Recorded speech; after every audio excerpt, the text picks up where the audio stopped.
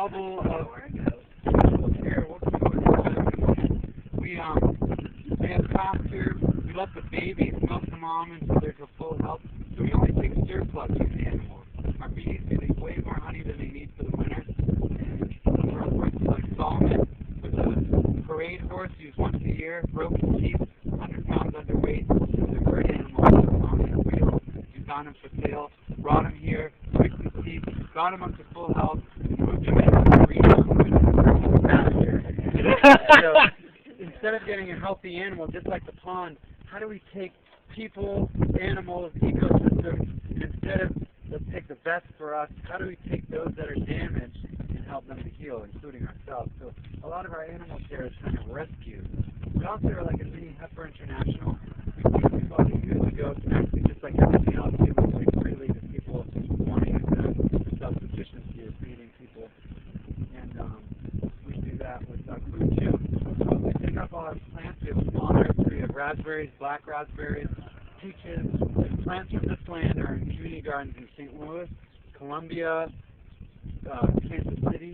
There's elementary school garden, elementary garden. So from one abundance, if you want a revolution of food, if you say, hey, come to the nursery, pay $25 for this peach tree, and then you can take a $100 pruning lesson, you're not going to have many people coming. But if you say, come to a pruning workshop free for 3 hours and we'll give you 5 plants for free to plant in your house, all of a sudden hundreds of people want to participate. So it's again, Ben Jones has the title called Eco-Apartheid, that a lot of the environmental movement is basically a middle, upper class thing. And again, that's great that middle class people are eating local organic. What I want is people in the poorest areas who want the choice to go to 7-Eleven to get this food. And the only way to do it is to actually reverse that and say, actually here, we're going to grow food in the food bank. The poorest people are going to get the most local, the most organic food. And kind of reversing that so that everyone again can participate. And that's kind of a challenging thing. That's why we took away money here, because no one is limited by money. That means there's no social economic agenda here. So how do we do that in a society where everything is based on money? Which money is useful. You can do wonderful things with it. You can get land, you can get food, you can take care of people.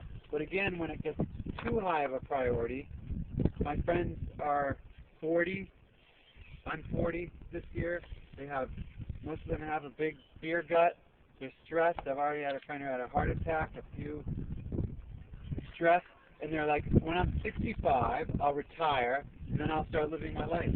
They work 70 hours a week so that they can have a bigger house or whatever else, which again, it's nice to have a big space, but at the cost of not having time with your family or community or not having time, you start to think like, wow, where did we get it flipped again? And that again is a question. There's no judgment about what is. It's just, are people thriving in that? Let's just quote this: in modern society, takes a seed, that's you, puts it on a table, a bare table, with no soil and water, and says, grow!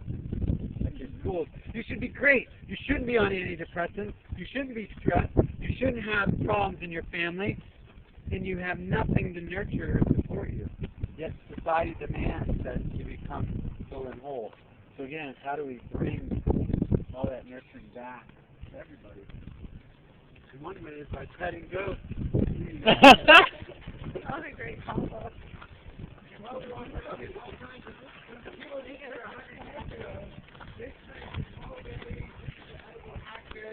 We have black walnuts, we have edible food all over the place. Because when people first moved here, there wasn't a grocery store. People this is our biggest garden. We do sheep mulching, so there's no kind of big plowing work. We just have hay over it, and in the spring we rake it off, make a little bit of compost piles, and throw fertilizer. Really